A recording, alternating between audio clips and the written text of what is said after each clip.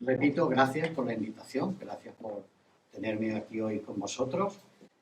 Si me queréis acompañar en la lectura de un texto, Segunda de Pedro, capítulo 1, versículos 3 al 15.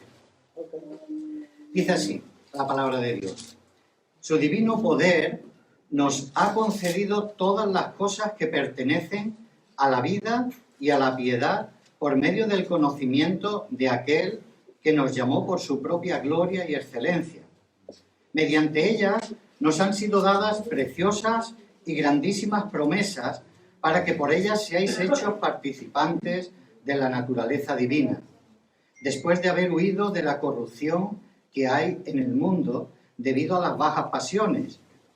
Y por esto mismo, poniendo todo empeño, añadid a vuestra fe virtud, a la virtud conocimiento, al conocimiento dominio propio, al dominio propio perseverancia, a la perseverancia devoción, a la devoción afecto fraternal y al afecto fraternal amor.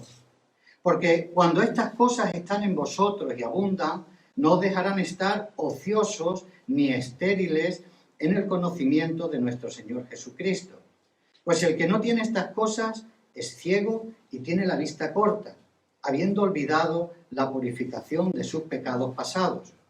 Por eso, hermanos, procurad aún con mayor empeño hacer firme vuestro llamamiento y elección, porque haciendo estas cosas no tropezaréis jamás, pues de esta manera os será otorgada amplia entrada en el reino eterno de nuestro Señor y Salvador Jesucristo. Por eso siempre habré de traeros estas cosas a la memoria, aunque vosotros las sabéis y estáis afirmados en la verdad que está presente en vosotros. Pero considero justo estimularos la memoria entre tanto que estoy en esta mi morada temporal. Pues como sé que dentro de poco tengo que dejar mi frágil morada, como me lo ha declarado nuestro Señor Jesucristo, también procuraré con empeño que después de mi partida vosotros podáis tener memoria de estas cosas en todo momento. Amén. Oramos que el Señor nos ayude a entenderlo. Padre, te damos gracias por este tiempo, por la palabra que tú quieres poner en nuestros corazones y te rogamos que tu Espíritu Santo nos ilumine, Señor, y podamos entenderlo. Señor, y como dice Pedro, aunque sepamos estas cosas, pero podamos recordarlas, avivarlas en nuestro corazón y ponerlas de nuevo en funcionamiento cada uno de nosotros en nuestra vida. Háblanos en esta mañana, en el nombre de Jesús. Amén. Amén. Bueno, voy a intentar ser breve. Si me veis que trato de seguir el guión es porque es un poquito largo, no es corto. Entonces, tengo un tiempo y quiero adaptarme a ese tiempo lo mejor que pueda, ¿no? Si no, pues apagáis las luces y yo sigo aquí solo hablando. Mirad, este pasaje que hemos leído de Pedro es lo que, una parte de los versículos 5 al 7, es lo que se conoce como la escalera de Pedro. Y ahora entraremos un poquito más en detalle. Y es la escalera de Pedro de la fe al amor. Al leer al apóstol Pedro, nosotros podemos observar en él, cuando leemos las dos cartas, y especialmente esta, podemos observar que él tiene una preocupación muy grande hacia los creyentes. No podemos olvidar que él le habla a la iglesia, le habla a los que creen, no le está hablando ahora al mundo. Esta palabra es para nosotros, para los que estamos aquí esta mañana, que hemos creído en el Señor. Es una palabra para fundamentarnos, para alentarnos, para animarnos, pero para nosotros, los que ya hemos creído de la misma manera que Pedro le habla a los creyentes. Escribe Pedro como un padre preocupado, como el padre que se preocupa por sus hijos. En un estilo igual, yo lo leo, cuanto más lo leo, siento la preocupación que él tenía, y especialmente viendo las circunstancias que le rodeaban. No son circunstancias distintas a las nuestras, son muy parecidas. Otra época, otro barrio, otra gente, otros medios técnicos, podemos cambiar lo que queramos, pero tiene y tenían situaciones, circunstancias muy similares a las nuestras. Y él, Pedro, quiere advertir a los creyentes de todos los peligros que van a encontrar a lo largo de su vida cristiana. Y van a encontrar peligros, él habla mucho luego sobre personas falsas, personas que intentan dentro de la Iglesia promover ideas, promover doctrinas, promover formas y maneras de arrebatar y llevarse a los creyentes. Por eso es muy importante hacer caso y atender a la palabra de Dios para que nadie pueda robarnos estas cosas. Él dice, yo os las voy a recordar. Sé que las sabéis, dice Pedro. Por eso yo decía al principio lo mismo. Yo sé que probablemente esta carta la habéis leído, que se ha predicado, que la sabemos todos, pero hay que recordarlo. Y si Pedro tenía ese empeño en recordarlo una y otra vez, nosotros con más motivo en hacerlo. Y él dice por si acaso. Él recuerda las cosas por si acaso. Unas versiones dicen despertaros, la actitud de Pedro, el deseo de Pedro, con recordar tantas cosas de nuestra memoria, dice despertaros con amonestación, estimularos la memoria o refrescaros la memoria. Así que cada uno en esta mañana podemos hacer ese ejercicio de mirar y rebuscar en nuestra memoria, porque vamos a hablar muchas cosas que hemos tenido que trabajar o estamos trabajando o debemos de seguir en ellas. Es importante para Pedro de tal manera que él pone empeño, dice, aun cuando yo me haya muerto. Es lo que está diciendo, mi partida está cerca y tal, esta frágil morada, es que se va a morir, es que se va a ir con el Señor. Y yo creo que él lo hizo bien, él dejó un legado. Él dejó la carta escrita y el Señor ha hecho que llegue hasta nuestros días y cuánta gente no lo habrá leído y habrá afianzado su vida cristiana a través del legado que él nos ha dejado. Esto no es cualquier cosa, la palabra de Dios y lo que Pedro aquí nos recuerda es importante para que tú vivas, para que tú llegues al final, para que permanezcas y aguantes todo el tiempo de tu vida cristiana. Pero ¿qué es lo que nos quiere recordar con tanto empeño? Él nos quiere recordar algo y a él, los creyentes a los que le escribía era su llamamiento. Y él les dice, en Jesús, que habéis sido llamados, ya tenéis todas las cosas que os hacen falta para la vida cristiana. Tenéis todo lo necesario. No necesitamos más alforjas. Él nos ha provisto de lo que necesitamos. No nos ha dejado a mitad. No nos ha dado 2 cosas y nos hacían falta 10. Él nos ha dado, dice Pedro, todo lo necesario para la vida cristiana, para ese desarrollo de nuestra vida. Y además dice que nos ha hecho partícipes de grandes promesas y maravillosas promesas de Dios. Y que a través de esas promesas nosotros participamos de lo divino. Esto es lo que no hay que olvidar.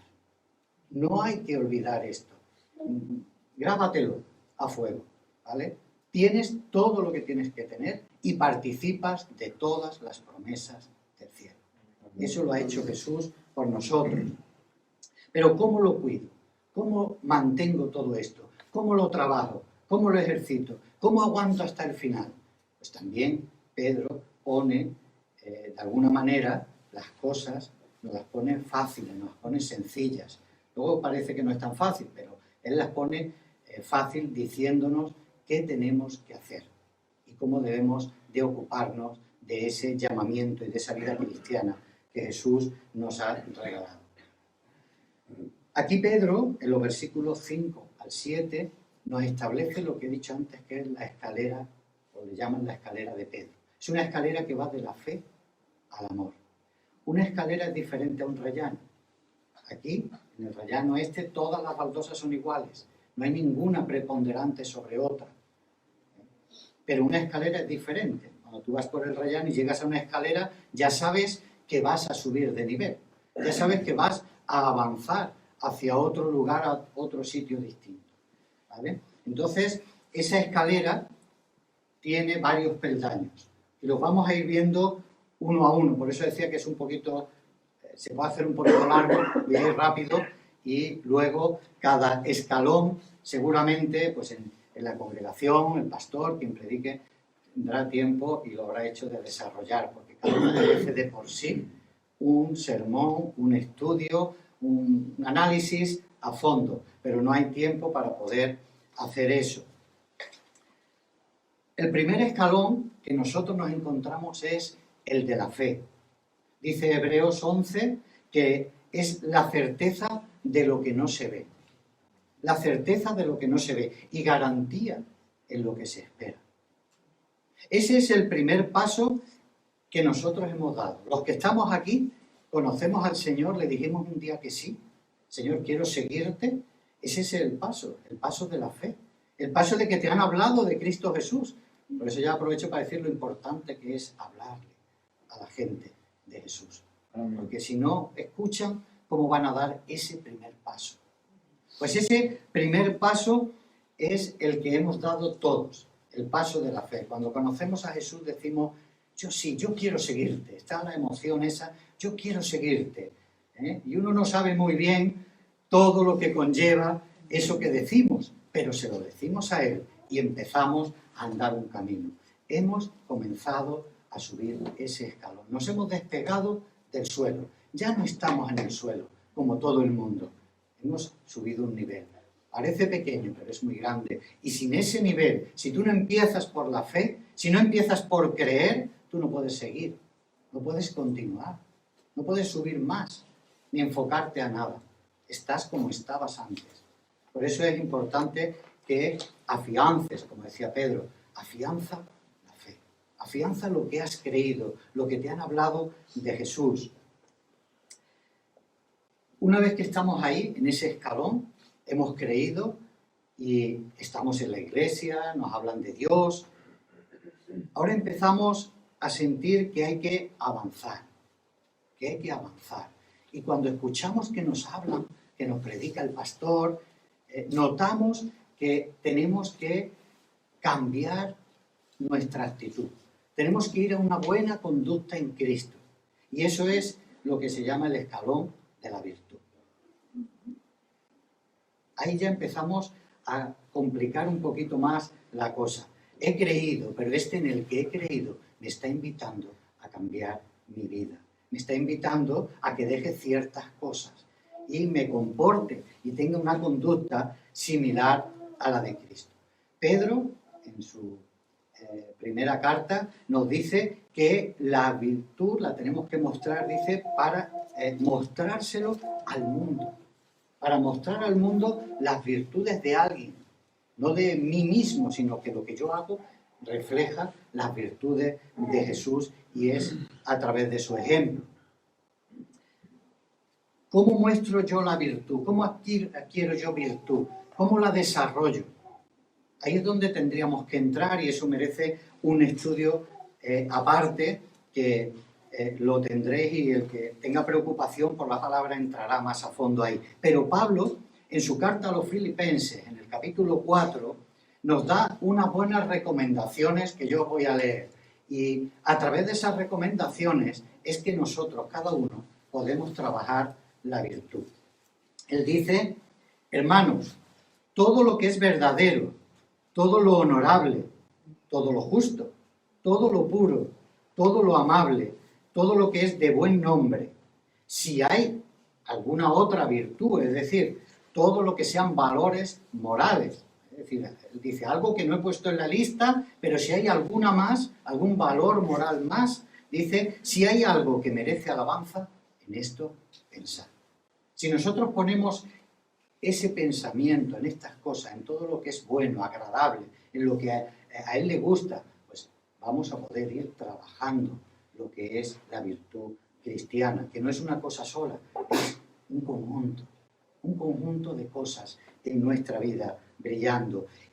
Pablo, es más, él dice, no solo en esto pensar, sino viendo mi ejemplo, dice Pablo, viendo mi ejemplo, esto hacer. Él se pone como ejemplo de virtudes cristianas. Su vida pues, sería intachable seguramente, o tendría un comportamiento que los demás podían imitar con toda tranquilidad. Es difícil a veces, yo digo, bueno, yo podría decir esto, imitarme a mí, pues no lo sé, no lo sé, ahora mismo probablemente no lo diría, ¿no? Pablo tenía una seguridad muy grande cuando él decía imitarme a mí, hacer esto. Y ahí es donde nos tenemos que enfocar, a que podamos decirle a nuestros hermanos, a nuestra familia, a nuestros hijos, a nuestra esposa, imitadme a mí, porque veis las virtudes que yo estoy adquiriendo y tomando en el camino del Señor. Una vez que ya hemos llegado a este escalón de la virtud, hemos empezado a trabajar el cambio de vida y a tomar valores cristianos. Ahora nos llega el reto, este no se abandona, o sea, esto aunque son escalones, quiero que entendamos que los ejemplos a veces se quedan cortos, ¿vale? Entonces, que subas de escalón no quiere decir que has abandonado la fe, ¿no? Como el que se ha examinado de una asignatura y dice, vale, pues ya puedo quemar hasta el libro, ya lo puedo abandonar. Aquí no se abandona ningún escalón, va contigo, ¿vale? Y uno complementa al otro y lo refuerza, ¿vale? Entonces, llegado a ese punto en el que estamos en la iglesia, hemos escuchado cómo tenemos que cambiar nuestra vida, empezamos a darnos cuenta de que nos falta algo. Escuchamos decir cosas en la iglesia de la palabra y decir, bueno, ¿y esto dónde está? Y aquello, ¿cómo lo sabe este hombre? Y lo otro, el pastor, porque sabe tanto, o el otro hermano que ha compartido, yo eso ni lo he leído. Ahí es donde entra el escalón del conocimiento. Empezamos a despertar en nosotros el sentido de que tenemos que conocer.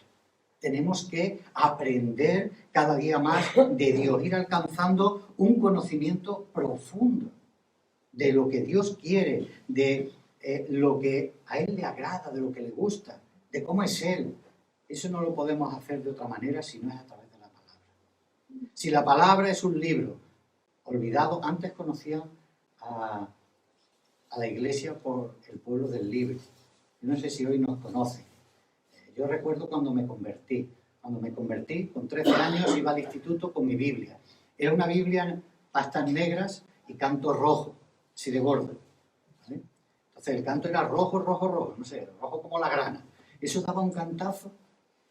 Y yo iba al instituto, mis libros de la asignatura y la Biblia. Me dolía la mano, porque eso ya agrandaba mucho. Me dolía la mano de llevarlo. Pero iba con mi Biblia. Lo recuerdo perfectamente. Y aquello suscitaba todo tipo de actitudes en la gente. Unos para bien, otros para mal, pero me conocían y conocían a otros como yo, que íbamos todos al instituto con nuestra Biblia. Eso era inapelable, ¿no? Y nos trajo más que un quebradero de cabeza, pero nos conocían por los de la Biblia. Y yo creo que la Iglesia tiene que recuperar el valor de la Biblia. Hoy la llevamos muy camuflada en el bolsillo. Yo tengo la Biblia. La Biblia se tiene que transmitir, que ver. Que la gente muchas veces lo que ven es lo que les queda, ¿vale? Entonces, venir a la iglesia con la Biblia, pasearte desde tu casa a la iglesia con la Biblia bajo el brazo, ir a una reunión a la casa de alguien con la Biblia, quedar citado con alguien y llevar tu Biblia. No la llevo en el móvil por si acaso, la llevo conmigo, que vea la Biblia y vea lo importante que es. La Biblia tiene que ser para nosotros donde nosotros aprendamos todo lo que tenemos que saber de Dios. Sabemos que el profeta Oseas se nos dice en el capítulo 4, hay una queja de Dios y es que el pueblo pereció por falta de conocimiento. Por falta de conocimiento. Y precisamente no era conocimiento ni de matemáticas, ni de redes sociales, ni del móvil. Eso es algo que hoy día tenemos todos mucho conocimiento. Al que haya suspendido toda la asignatura, no va al colegio, no da ni palo al agua, pues con 9 añitos te dice cómo se arma, se desarma un móvil, cuáles son las aplicaciones, por lo menos a mí me lo hacen. Yo cuando algo me atranco digo, toma niño, arréglamelo, dímelo cómo, y lo saben perfectamente. Hoy día tenemos mucho conocimiento de cosas que nos están robando el tiempo. Vamos a ser maduros, vamos a ser valientes y vamos a decirle a todas esas cosas, no me robéis más tiempo, porque el tiempo lo necesito para conocer de Dios, de Dios. Y eso sí que nos va a reportar a nosotros, nos va a reportar cosas buenas. Vamos a poder hablar con los demás, vamos a poder decirle en qué creemos, por qué creemos. Como decía el apóstol Pablo, voy a poder presentar defensa correcta de lo que creo. A veces no sabemos explicarle a la gente ¿Qué es lo que tengo yo en mi corazón? Yo creo en Jesús, sí, pero es muy bueno, es muy maravilloso. Pero yo veo que los apóstoles y otros en la Biblia rebatían por la gente. Porque no siempre nos vamos a encontrar a alguien que no conoce. A veces nos vamos a encontrar con gente que conoce. Y hay que explicarle. Y hay que conocer lo que dice la palabra de Dios. Oseas también nos dice que a Dios no le gustan tanto nuestras formas externas. Y aprovecho para decir esto. Él quiere más, dice, le agrada que tengamos conocimiento. Oseas 6:6. ¿Por qué? Pues porque yo en la congregación nuestra no me canso de repetirlo. Lo meto esto cada X tiempo, meto este tipo de cuestiones y de reflexiones. Las formas externas a veces nos están limitando como creyentes. Estamos confundiendo ser creyente con cantar. Estamos confundiendo ser creyente con decir aleluya, gloria a Dios. Estamos confundiendo muchas cosas. Y hoy día las redes sociales nos confunden mucho más. Lo que Dios quiere de nosotros es conocimiento de Él. Eso sí es ser cristiano, sí es avanzar. Luego las formas serán probablemente otras. Cuanto más conoces de Dios, más tus formas cambian a la medida que el Espíritu Santo te va indicando.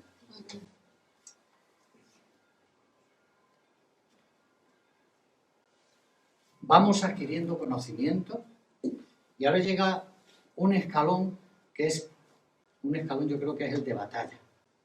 Un escalón ahí duro. Un escalón que nos invita a decir, para subirlo, prepárate. Cógete todas las herramientas que tengas porque tienes que empezar a trabajar el dominio propio.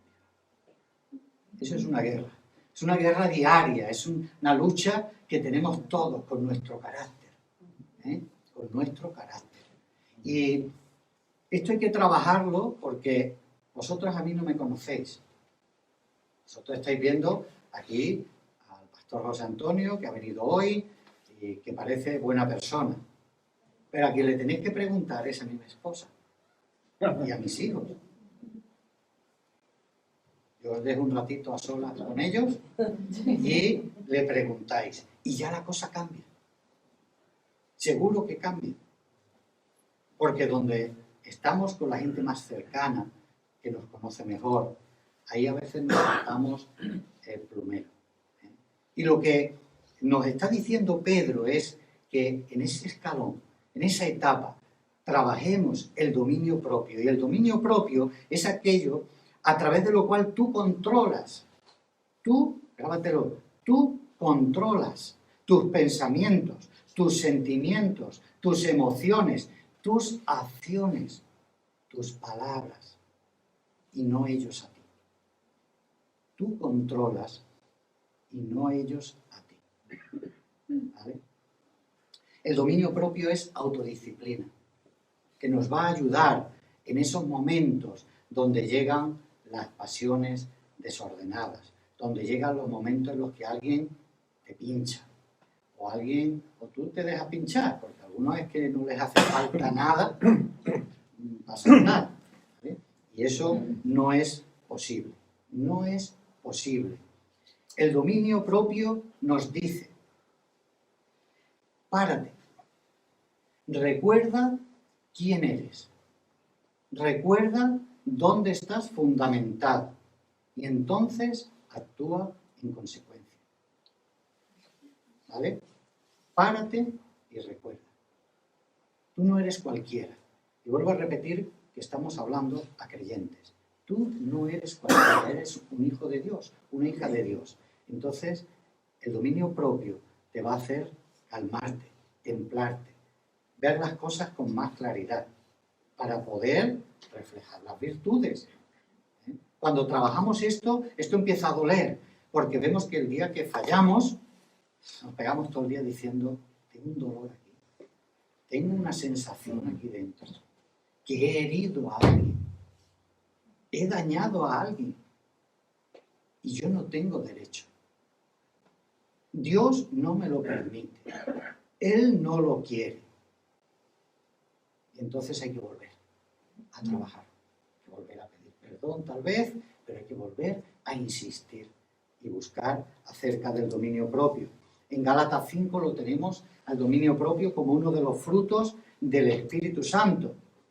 Y en Timoteo, Pablo lo anima para que guarde su conducta y se mantenga firme. Y le dice que para que se mantenga firme y guarde esa conducta correcta, recuerde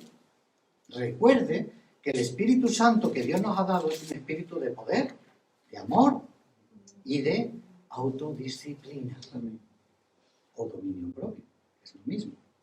¿Vale? Él le dice que recuerde todo esto. Estamos viendo que el camino cristiano es complejo. No es, como decía antes, venir a la iglesia y decir aleluya. Eso no es. Es todo esto que estamos diciendo. Es un trabajo que hay que mantener, que hay que trabajar, que hay que luchar. ¿Vale? ¿Y ahora qué ocurre? Que el siguiente escalón te recuerda todo esto. Es el escalón de la perseverancia. Es el escalón de la paciencia. Es el escalón de ser constantes. Todo esto que estás haciendo, piensa, nos dice, este escalón es en el tiempo. Esto no es de un día ni de dos. Si Dios nos llama antes, pues menos tiempo lo has tenido que trabajar, por supuesto. Pero eso no lo sabemos. Y pueden ser muchos años, una larga vida. Y el Señor nos está diciendo, con este escalón, aguanta. Ten paciencia. Es el escalón de la palmadita en la espalda. Es el escalón que te dice, hermano, ten ánimo. Hermano, persevera. Hermano, no te preocupes que el Señor, a pesar de que hoy estés en luchas, en tribulación, o en angustia, o con ansiedad, no te preocupes, que el Señor está contigo. Pero tú, aguanta. Continúa. Ese es el escalón de la perseverancia. Santiago nos enseña que las pruebas, precisamente, no son para que abandonemos. Las pruebas son para que aprendamos la paciencia. Para que sepamos que esto no va de un día, que esto hay que trabajarlo y continuarlo. El fruto del Espíritu, entre los frutos del Espíritu también está la perseverancia. El Espíritu Santo lo tenemos para ayudarnos en estas cosas, en estas cuestiones. Por eso decía al principio que Pedro les dice, hermanos, ya en Cristo Jesús lo tenéis todo. Y Dios nos ha dado todo esto a través del Espíritu Santo, nos ha dado estas capacidades para poder ejercitarlas. Hebreos nos enseña que es necesaria la perseverancia con un motivo. Es necesario que tengamos paciencia, porque dice, necesitamos aguantar hasta el fin. Y Santiago añade diciendo, hasta el fin, él dice, hasta la venida del Señor. Que son dos maneras de acabar. O acabamos aquí, o el Señor viene antes y nos lleva con él. Así que, de cualquier manera, este escalón es muy necesario y nos recuerda que no debemos volver atrás ni siquiera para coger, como se dice, impulso. Para atrás, para nada, no bajamos, sino mantenemos. Y mantenemos todo lo aprendido. ¿Vale? Nos afirmamos. Estamos entrando ya en los últimos 3 escalones. ¿Vale? Y este escalón que viene a continuación es muy necesario, sin el cual no se puede avanzar a los 2 últimos. Yo diría que son las estrellas de la escalera. Es la devoción a Dios o la piedad. Devoción a Dios o a la piedad es el escalón en el que te enseña. Hasta ahora hemos aprendido cosas para nosotros, conocimientos, virtudes, cómo crecer, cómo afianzarnos, pero aquí ya empiezan a entrar otros factores. Empieza a entrar un elemento que normalmente es el elemento en discordia, el otro, los demás, el que tengo al lado, el que tengo en la fila de delante. Mirad, casi todos los problemas que hay en las congregaciones, el 90% son problemas de relaciones. Problemas de relaciones. Algunos ya llegan a un límite que, bueno, no queda más remedio que hacer así. Venga, tú para acá y tú para allá. Y unos se van para un lado, otros para otro, otros están como almas errantes buscando un sitio donde estar. Y esos son problemas de relaciones, porque ha faltado trabajar estos escalones muchísimo en nuestra vida. Como digo, a través de la devoción o piedad a Dios, o como también se la trata en la Biblia, o se habla de ella a través de la misericordia, es una actitud hacia los demás. No es hacia nosotros, es hacia los demás. ¿Vale? La devoción o piedad dice que es un sentimiento de compasión hacia las demás personas. Y es cuando nosotros nos ayudamos, nos perdonamos o le damos cualquier tipo de asistencia a otros que sufren o están en angustia. La devoción se demuestra, la devoción actúa, porque actúa. La misericordia es algo que se tiene que notar. Si nos vamos, no nos preocupamos, el hermano tiene problemas, el otro tiene una carga, y seguimos viniendo aquí. Yo quiero que nos planteemos qué puede pensar un hermano que está en angustia, en un problema grave, está ahí sentado y tiene esa lucha interior, esa carga, eso que no le deja vivir, pero todos estamos delante a lo nuestro, a lo nuestro, ¿vale? Pero él está ahí y todos se van y él se vuelve a ir solo y no ha habido nadie nadie que le haya discernido su cara. ¿Cómo estás? No te veo bien. Se haya preocupado, le haya dicho, oye, esta tarde tomamos café, que tú tienes que hablar conmigo. La devoción a Dios, la misericordia, la piedad, se tiene que traslucir en algo hacia los demás. Y esto ya empieza a ser más complicado, porque aquí ya empiezas tú a pasar a otro plano. En este escalón tú ya te empiezas a dar cuenta que no va de ti, que va de Dios y de los demás. Y es de lo que iba Jesús.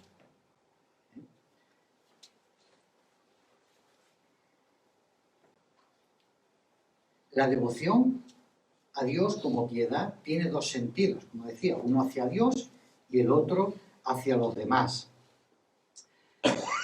Nos recuerda este valor que nosotros levantamos nuestras manos, y acuérdate de esto. Nosotros levantamos nuestras manos, nos gusta levantarlas, ¿verdad? Porque nos da ese sentimiento de acercarnos a Dios. Levantamos nuestras manos, Señor, estoy como más cerca, ¿no? Hay algo que parece que entra, ¿no? Que nos da un sentimiento, una emoción. Levanto mis manos. Bueno, pues este valor de la piedad es el valor que nos recuerda que levantamos nuestras manos para tocar a Dios, pero que tenemos nuestros pies en la tierra para soltarlo todo hacia los demás. Él nos dice, sí, tócame, pero tú estás ahí. Y ahí es donde tú tienes que trabajar con los demás. No es para nosotros solo, es para darlo a los otros. Pablo le dice a Timoteo que se ejercite en la piedad y le dice que la manera es hacerlo amando a Dios y que ese amor repercuta en los demás, en las personas. ¿Vale? Hay, por decirlo de alguna manera, tenía anotado aquí, por si puede clarificar un poco el concepto de devoción. A mí a veces me confunde hasta que me lo explico yo mismo, ¿no? Pero por si os puede aclarar, ¿no? Devoción, dice que sinónimos de devoción son caridad, misericordia, estas cosas nos suenan más, clemencia, tener humanidad, apiadarnos de la gente. Y lo contrario, pues es crueldad, saña, maldad, egoísmo. Esas cosas no queremos que estén en nosotros, ¿verdad? Pues este escalón es el que hay que trabajar ya de una manera mucho más atenta. Aquí estamos madurando muchísimo, estamos avanzando como creyentes. Y avanzamos, cuando hemos aprendido esto, avanzamos a un escalón ya casi supremo, un escalón muy importante, que es el del afecto fraternal. El mandamiento que Dios nos dio, Él dijo, amarás a Dios y amarás a tu prójimo. Es decir, esto está muy relacionado. Ahora veremos que este escalón es el siguiente y este con el anterior, eso es que están hechos una cadena. No se pueden despegar. El afecto fraternal es el que se da entre hermanos. Entre hermanos. Por lo tanto, es algo muy importante. Si Dios quiere ya que amemos al mundo, que nos comportemos con las virtudes de Cristo en medio del mundo, esto ya es sublime con tus hermanos, con la congregación, con los tuyos, con la familia que Dios te ha dado. Esto tiene ya un nivel más alto. Dios nos está llamando a comportarnos con un afecto, un cariño, un cuidado especial al que es tu hermano. Eso Dios no lo pasa por alto. Dios no pasa por alto. Eso de que nosotros nos estemos de alguna manera peleando o discutiendo o guardando rencor o rencilla, yo te digo, arregla eso. Arregla eso. No dejes pasar ni un culto más, ni una reunión más. Arréglalo. Jesús, me gusta la oración que hace en Juan porque él dice, yo te ruego, Padre, pero él no dice por el mundo, por todas las criaturas, dice por los que me has dado. Por los que me has dado. A él le preocupa muchísimo los que somos. Y en ese sentido es que hay que trabajar el amor fraternal o el afecto fraternal. Para la psicología, fijaros, es muy importante porque no es solo un concepto que tengamos que trabajar como cristianos, sino que la psicología ya tiene un concepto sobre el afecto fraternal, ¿no? Y dice que es una de las pasiones del ánimo y se trata de la inclinación hacia alguien, especialmente de amor y cariño. Algo de nuestro ánimo que nos lleva a inclinarnos, a darnos, a buscar al otro con amor y con cariño. Esto, la verdad es que si nos tratáramos así en las iglesias, esto sería precioso, precioso. Y debemos practicarlo, debemos ponerlo en funcionamiento. En el Evangelio de Juan, Jesús dice un mandamiento nuevo os doy, que os améis los unos a los otros. Y también se lo dice a los discípulos. Esto es para nosotros, hermano. Esto es para nosotros. Ese amor y ese cariño el mundo no lo conoce. Lo hemos conocido nosotros a través de Cristo Jesús. Por lo tanto, somos más responsables que nadie en administrarlo y en trabajarlo. Es un amor que también nos dice Juan en su carta, que es un amor que a través de Dios, que nos dio ejemplo, nos dio un amor que Él nos amó primero y sin que lo mereciéramos. Por lo tanto, este afecto fraternal lo debemos de expresar y dar a los demás sin esperar nada a cambio. Escucha, lo he saludado otras veces y no me ha saludado, ya no lo saludo más. Y sale la alarma y dice, mal hecho, mal hecho. Pues sigue. O sea, que el otro no haya practicado eso no es tu problema, pero tú practícalo. No te bases en lo que el otro hace mal para tú no hacerlo bien. Dice, este mandamiento tenemos de parte de Él, que el que ama a Dios, ame también a su hermano. Estamos a veces muy cansados de escuchar eso, ¿no? Yo amo a Dios, pero luego tenemos algunas cosas, algunas pequeñas cosas sin arreglar. Y eso no puede ser. Tenemos que aprenderlo. No puedo decir que amo a Dios si no me he arreglado con mi hermano. ¿Vale? Y bueno, llegamos al último escalón. Y ya casi se acerca que termino. No apaguéis la luz todavía. No la apaguéis todavía. Que ya estoy terminando. Llegamos al escalón del amor. Cuando pisamos el escalón de la fe, veíamos al fondo el del amor. Ese es el escalón supremo. Cuando hemos arreglado todas estas cosas, hemos trabajado nuestra vida, las virtudes, el conocimiento, ya nos llevamos bien con los hermanos, los amamos, reproducimos en ellos el amor que Dios nos da, lo reproducimos en ellos. Ahora, lo dice Pedro, ahora estás en disposición de decir que amas a Dios. Porque Dios, dice la Biblia, que es el amor. Dios es el amor, no que Dios tiene amor. ¿Cuánto amor tiene Dios? Pues tan grande como Él es. Porque Dios es amor. Y Juan nos dice que si alguien dice yo amo a Dios y odia a su hermano, es mentiroso. Porque el que no ama a su hermano a quien ha visto, no puede amar a Dios a quien no ha visto. Esto es 2 más 2, 4. Siempre decimos, la Biblia no son matemáticas. Pues esto son matemáticas.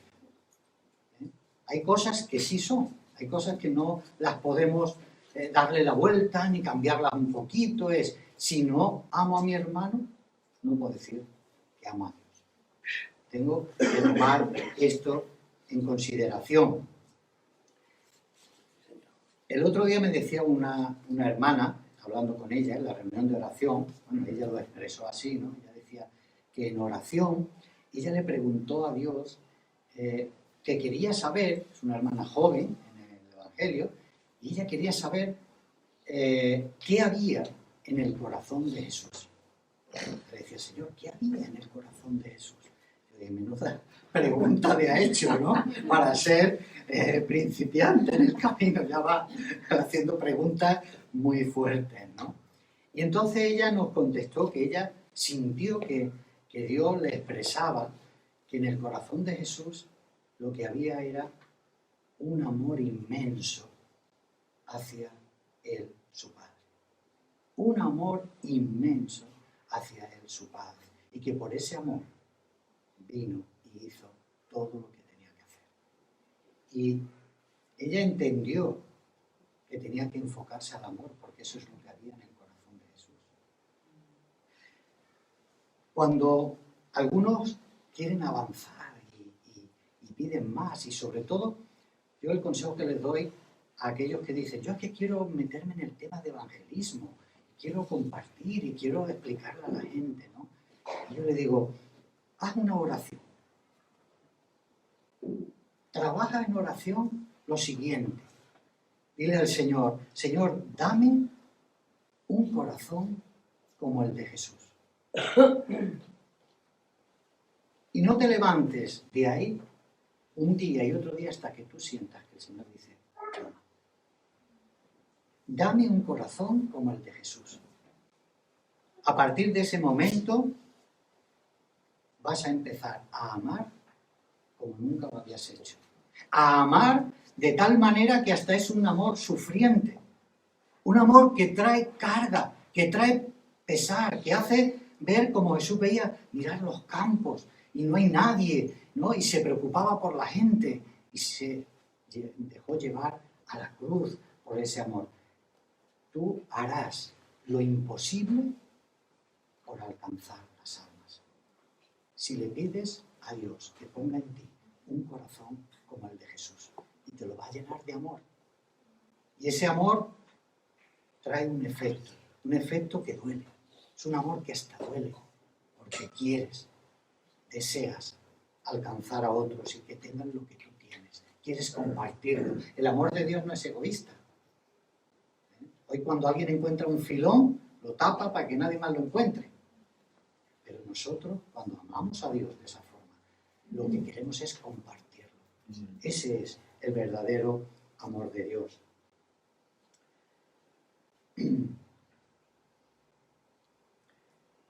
Para ir avanzando y terminando, Primera de Juan, en el capítulo 4, a partir del versículo 7, si queréis luego en vuestras casas podéis leerlo, porque ahí nos habla mucho del amor de Dios. Y nos lo habla muy bonito y muy claro, ¿no? Pero ahí dice cosas como que el que ama a Dios, dice, ha nacido de Él y le conoce. Ya podemos hablar en propiedad.